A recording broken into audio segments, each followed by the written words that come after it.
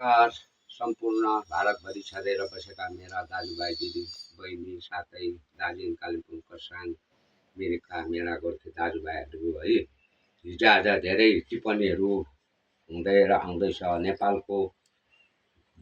नेपालमा भएको घटनाले गर्दा। तर म यही चाहन्छु अब पहाडलाई हामीले शान्ति राखौँ है। यो एउटा भविष्यको कुरो हो, हामीले पहाडलाई शान्ति राख्नुपर्छ। किनभने आन्दोलन त हामीले धेरै गऱ्यौँ, 86 को आन्दोलन पनि हामीले गरेकै हो है। त्यसमा अब राजीव गान्धीले घिसिङजी अब एक पैर तो राखिए दूसरा पैर तो आइजाएगा भनेर गोर्खा हिसाब थाप्यो हो। उहाँले एउटा गोर्खाल्यान्डको आवाज चाहिँ उठाइराख्यो। गोर्खाल्यान्डको आवाज कुन चराको नाम हो कसैलाई थाहा थिएन। माइलाबाजे पनि उठेकै हो, देवबर्ख राई पनि उठेकै हो। उहाँले कहिले गोर्खाल्यान्डको आवाज उठाएन। उहाँले त्यो सबलाई आँखा देखायो है, देखाइराखिदियो। तर गोर्खा 2007 को आन्दोलन भयो। गोर्खा 86 को आन्दोलनमा 1200 मान्छे मर्यो। तर अब त्यसलाई हामीले केही त्यसको उपलब्धि केही भएन। गोर्खा हेल्थ काउन्सिल सिधै पायौँ। हाम्रो जाति गोर्खाल्यान्ड भनेको तपाईँ हामीहरूको आत्माभित्र मुटुमा छ, जिगरमा पनि छ है, रुङरुङमा पनि छ। तर अब भएर के गर्नु, जो मान्छेले दिनेले त हामीलाई दिँदैन है। अन्त मैले पनि 96 मा गोर्खाल्यान्डको आवाज खोलेर मैले कुनै राजनीतिक इलेक्सन लड्नलाई पार्टी खोलिनँ। मैले भारतीय नेपाली वीर गोर्खा पार्टी खोलेर दिल्ली गएँ है, गोर्खाल्यान्डको निम्ति गयौँ। अब तपाईँले यहाँ हेरिहाल्नुहोस् है, यहाँ यो छ, यहाँ हामीले खिचेर मैले राखेको छु। अटल बिहारी वाजपेयी है, यो पार्लिमेन्टमा हामीले पास लिएको 11 तारिक डिसेम्बर 96 मा चाहिँ हामीले भेटेर आएको हो। अटल बिहारी वाजपेयी छ है, देश बमजन, सिया राई, म, अमर लामा दाजु पनि हुनुहुन्थ्यो है। अन्त हामी प्राइम मिनिस्टरलाई गोर्खाल्यान्डको बिल चढाउँदैछौँ। अब यो गोर्खाल्यान्डको बिलमा अटल बिहारीले के भनेको थियो भने तपाईँ ये गहिराईमै जाकर सोच्नु परेगा भनेर भनेको थियो। कुनै जवाब दिएन। त्यहाँबाट हामी बाहिर निस्किँदा मिडियाहरूलाई त भित्र प्राइम मिनिस्टरमा पस्नु दिँदैन। बाहिर गेटमा मिडियाहरू धेरै च्यानलहरूले सोध्यो के भयो तपाईँहरूको गोर्खाल्यान्डको कुरा। अब त्यहाँ हामीले भन्यौँ अब कुरा त भयो, तर त्यहाँ जे भन्दा पनि हुन्छ। दार्जिलिङमा आएर भाषण गरेर अब गोर्खाल्यान्ड हुने भयो हेनतेन भयो। तर अटल बिहारीले खुदै भनेको छैन कि मैले दार्जिलिङ गोर्खाहरू भेट्न आएको थियो, मैले गोर्खाल्यान्डको कुरा आवाज उठाएको थियो र मैले यसो भन्दैन। र जति पनि अहिले हामीले गोर्खाल्यान्ड अब दिने मान्छेले दिँदैन है, दिइदिएको छैन। हामी पनि त मनमा छ है। अब यहाँ हेर्नुहोस्, एलके आडवाणी, आरबी राई, छितेन शेर्पा, म, हामी यो होम मिनिस्टर इन्डियाको अटल बिहारी वाजपेयी र एलके आडवाणीलाई हामीले भेटेर चढाएकै हो है। र हामीले गऱ्यौँ, हामी दाजुभाइ यहाँ काटमा घर जलाएर गऱ्यौँ कि अनेकौँ गऱ्यौँ, आफ्नै दाजुभाइको प्रपर्टी नष्ट गऱ्यौँ। आज नेपाल 50 वर्ष पछि छरिएर गयो है। र हामीले दार्जिलिङ शान्ति राख्नुपर्छ होइन। आवाज त हुन्छ। अब जो पनि यहाँ दार्जिलिङमा नेताहरू हुन्छ गोर्खै त हुन्छ, बाहिरको त आएर यहाँ नेता त हुँदैन। हाम्रै दाजुभाइ गोर्खाले त जितेको हुन्छ है।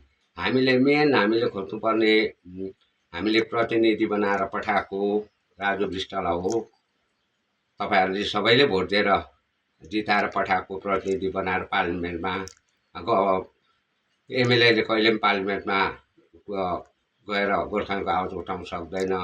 जिटिए चिफले पनि गएर पार्लिमेन्टमा गोर्खाल्यान्डको आवाज उठाउन सक्दैन। यो हो, हामीले जिताएर जो पठाएको व्यक्तिले नै यो पार्लिमेन्टमा बिल पास गर्नुपर्छ। त अहिलेसम्मको हाम्रो उपलब्धि भारत स्वतन्त्र भएकोदेखि यता के पायौँ भन्ने कुरामा चाहिँ हामीले एउटा चिज चाहिँ पाएको छौँ, हाम्रो नागरिकता नेपाली भाषा। त्यो पनि दिलकुमार भण्डारीले बुटा सिंहको खुट्टा समाएर उहाँले भाषा ल्याए, मान्यता पाए। त्यही ठुलो उपलब्धि हाम्रो गोर्खा नेपाली। त्यही भएर मैले भारतीय नेपाली वीर गोर्खा पार्टी खोलेर दिल्लीमा प्रेस कन्फरेन्स हुँदा पनि मैले भनेको थिएँ, हामी जाति गोर्खा हौँ, हाम्रो भाषा नेपाली हो भनेर प्रेसकोहरूलाई मैले त्यो पनि भने है। अब अहिले म 2007 एकदम न्युट्रल बसेर म आफ्नो साधारण मेरो आफ्नो जीविकाका कन्स्ट्रक्सन कामहरू ठिका बिगा लिएरै म चलाउँछु। तर मैले पार्टीको लागि अब 2007मा सबै एक भएको बेलामा पार्टीको अनेकता किन हुनु भनेर मैले पार्टी सबै है मेरो रेजिस्ट्रेसनहरू पनि ल्याप्स भएर गयो। अब म एउटा न्युट्रल भएर घरमा बसेको छु र हामी शान्तिमा बसौँ है। अरूहरूले अब के भन्छ कसो हुन्छ हो सबै त अब उयो के अरे युवाहरूकै शक्ति हो। युवाले नै सरकार बनाउन सक्छ, युवाले ढाल्नु पनि सक्छ। तर जसले पनि जित्छ, तपाईँहरूले त भोट दिएर जिताएर पठाउनु भयो, आफै जितेसी पनि भएको होइन है, एमपी पनि भएको होइन, तपाईँहरूले जिताएको हो। त्यो उसलाई पनि एमएलएलाई पनि तपाईँहरू सबै हामी पाहाडवासीले भोट दिएर जिताएको त हो।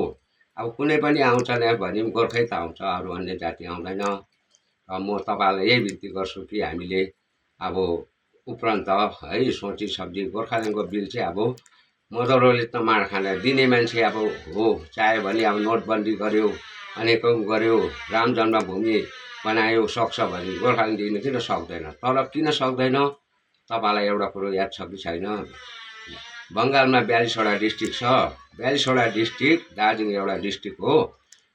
एउटा डिस्ट्रिक्टले गोर्खाल्यान्ड माग्यो भने 41वटा डिस्ट्रिक्ट कुनै पनि पार्टीले गुमाउनुपर्छ। हेर्नुहोस्, त्यही भनेर उनीहरूले अब चाहे पहिला सिपिएमलाई हामीले विरोध गऱ्यौँ, सिपिएमले गर्दा गोर्खाल्यान्ड पाएन, पछाडि तृणमूललाई पनि गर्दैछौँ। बिजेपी आयो भने पनि, सरकार आयो भने बङ्गालमा गोर्खाल्यान्डको उयो गर्नु मान्दैन।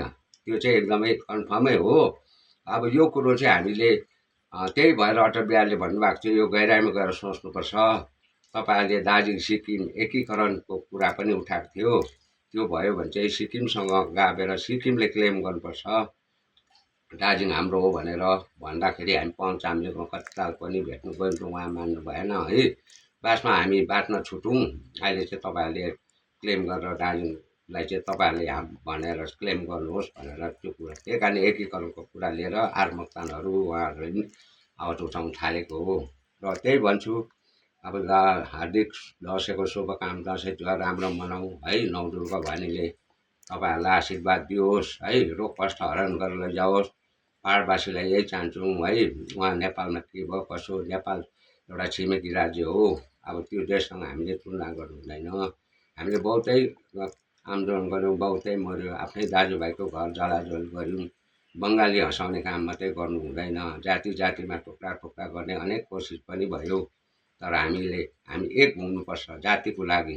झन्डा अलग्गै राख्नुहोस्, पार्टी राजनीतिक अलग्गै राख्नु एकछिनको लागि, तर पार्टीको लागि हो भने चाहिँ हामी जातिको लागि चाहिँ एक भएर हुनुपर्छ। बङ्गालमा हेर्नुहोस् त, आज पार्टी अनेकौँ छौँ, अनेक टिप्पणी उहाँले भनाबेरी गर्छ, तर जातिको लागि हो भने उनीहरू एक भइहाल्छ। त्यही हो, हामी जातिको लागि चाहिँ एक हुनुपर्छ। पार्टी त जस होस् है, जित्छ हार्छ, 5 वर्षमा फेरि इलेक्सन हुन्छ। यो हाम्रो गोर्खाल्यान्डको मुद्दा चाहिँ अब कसरी उयो हुन्छ, हामी सबै जाति एक भएर पनि यो गोर्खाल्यान्डको मुद्दा जारी नै राख्नुपर्छ है। हरेस खानु हुँदैन। अहिले अब 86देखिको यसलाई हामीले आन्दोलन गर्दै अहिलेसम्म पनि एउटा छ है, धेरैको मनमा छ, जनताको मनमा।